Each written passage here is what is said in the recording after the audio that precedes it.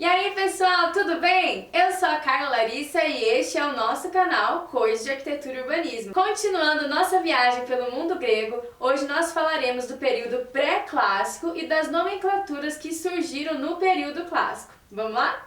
O período pré-clássico, é claro, vem antes do período clássico. E as obras arquitetônicas que nós vamos analisar referentes a esse período são os toloi, que são na verdade túmulos. Nesses tolóis eram enterrados os reis e os seus familiares. Todos os túmulos da Grécia Antiga, desse período pré-clássico, eles eram túmulos subterrâneos. Mas o povão mesmo, a população, eles eram enterrados em pedras. Cavavam-se os túmulos nas pedras e é ali que eles eram enterrados.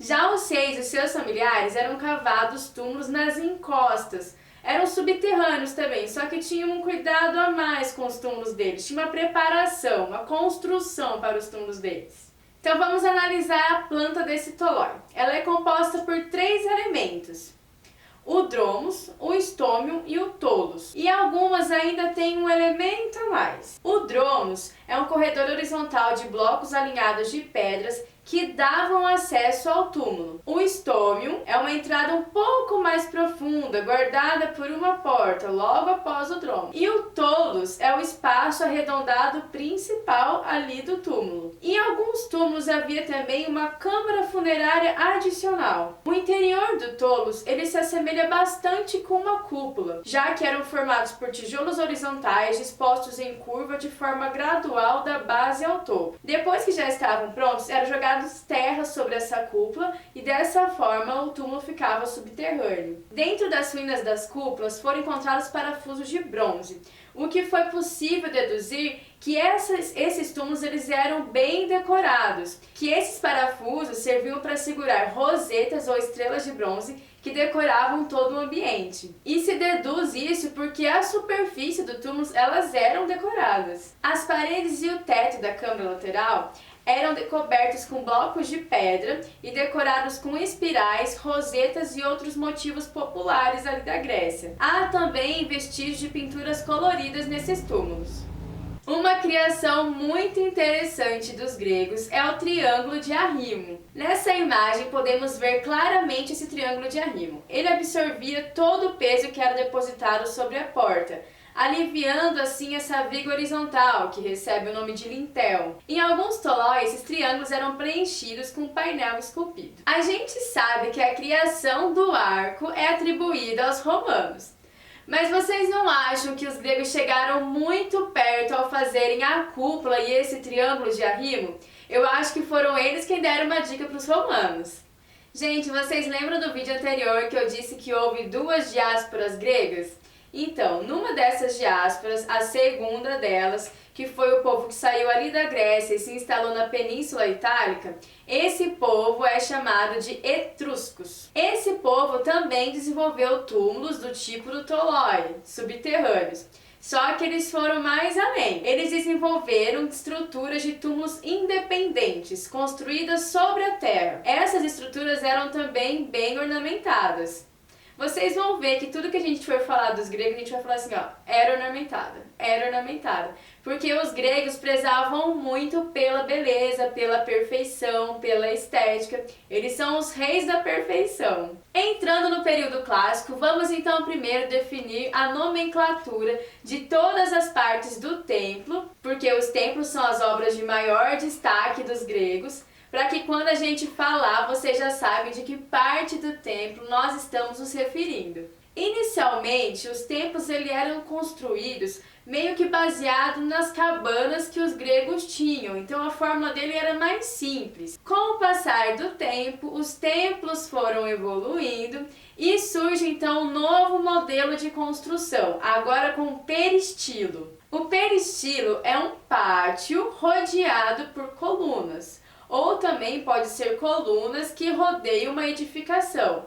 Peristilo é muito comum nos templos gregos. Lintéis. Os lintéis são vigas horizontais de madeira que ficavam sobre o pilar e recebiam grande parte do peso de uma edificação. Esse sistema de lintel e pilar é o princípio fundamental da arquitetura grega. Tudo que a gente olhar da arquitetura grega vai ter lá lintel e pilar. Os tríglifos são a parte da madeira, a parte da ponta da madeira que passava o lintel. Então essa parte ela ficava meio com um frisinho ali. Isso é o tríglifo da madeira. Depois, quando os gregos eles deixam de utilizar a madeira e passam a fazer construções com pedras, então já não tem mais aquela parte ali da madeira, só que os gregos achavam aquilo muito bonito. Então, mesmo utilizando a pedra, os gregos ainda deixaram, eles esculpiam a pedra com esses frisos que era antes da madeira como forma de ornamentação. E isso recebe o nome de tríglifo.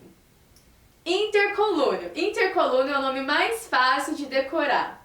Porque é só pensar, inter é entre, colúneo, colunas. O que é que fica entre as colunas? O que fica entre as colunas é o espaço. Então, intercolúneos é o espaço entre as colunas. E dependendo do tamanho desse espaço, é dado um nome diferente. Por exemplo, o picnostilo é quando as colunas são muito próximas umas das outras, com 1,5 diâmetro de distância entre elas. Diâmetro do quê? Diâmetro da coluna. Todos esses espaços são baseados no diâmetro da coluna. Se aquela coluna tem X de diâmetro, eles vão colocar X,5 de diâmetro de espaço.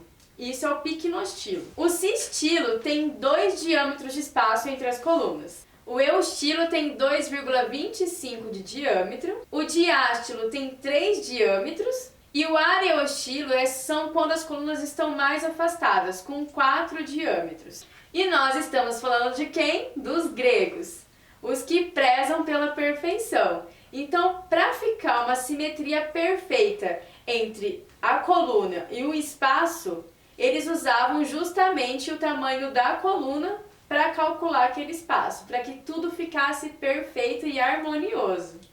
Todos os templos gregos são postos em cima da crepidoma ou do pódio. Essa crepidoma ou pódio é uma plataforma escalonada de pedra onde em cima se erguia o templo. A mais comum possui 3 degraus. O entablamento é aquela parte que começa no final da coluna e vai até o começo do frontão. Aquele espaço é chamado de entablamento. E a gente vai ver que ele possui várias subdivisões dependendo de qual ordem nós estamos falando. A gente já vai falar sobre as ordens, pessoal. Já vocês vão entender do que é que nós estamos dizendo quando falamos ordem. O frontão é aquela parte triangular que decora toda a fachada principal do templo. Pórtico é a junção de colunas, vigas e telhados da fachada. O número de colunas de um pórtico determinava o nome do elemento arquitetônico presente. Por exemplo, um pórtico tetrastilo é um pórtico com 4 colunas.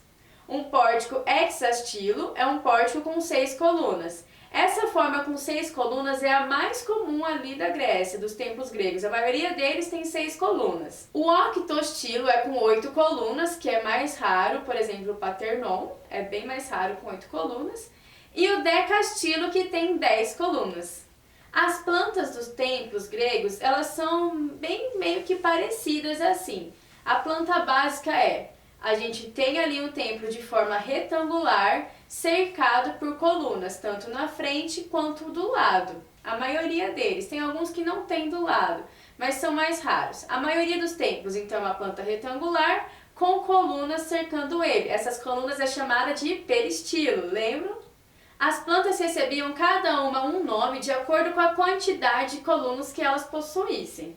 A planta díptera é o templo que apresenta 2 fileiras de colunas em todos os lados. Já na pseudodíptera, a fileira interna de colunas era omitida. O interior do templo contava com pronaos, naos e opistódomo. O pronaos e o naos eram cheios de oferendas. O pronaos ficava na primeira parte e o naos na segunda parte. Lá no naos era a parte do santuário, onde ficava a estátua da divindade a qual o templo era dedicado. O opistódomo era o alpendre traseiro.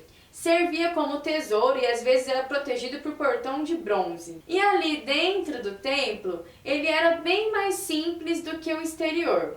A parte mais decorada, mais bonita do templo era o exterior, porque é ali que a população ficava, as pessoas ficavam ali na parte exterior. não podiam entrar para dentro do templo. Quem tinha acesso ao interior do templo eram pessoas bem privilegiadas. Pessoal, muito obrigada pela presença de vocês aqui no nosso vídeo de hoje. Se gostaram, já sabem, curtam o vídeo. Se não é inscrito, se inscrevam no canal, ativem as notificações e compartilhem com os amigos. No próximo vídeo continuaremos falando sobre a Grécia e vamos falar sobre as tão referidas ordens. Não perca, espero vocês lá. Beijo grande, fiquem com Deus e tchau, tchau!